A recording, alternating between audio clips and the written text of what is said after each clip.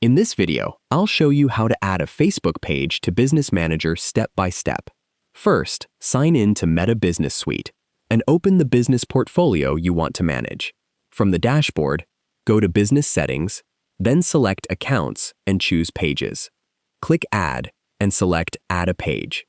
Enter the Facebook page name or page URL, then click Add Page. If you have full control of the page, it may be added to your business portfolio immediately.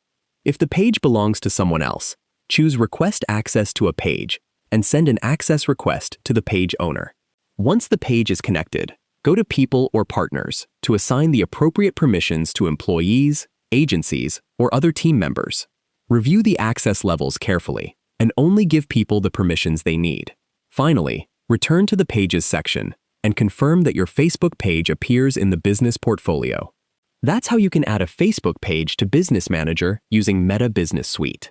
If you found this video helpful, please like the video, subscribe to the channel, and turn on notifications for more easy Facebook and Meta tutorials. Thanks for watching.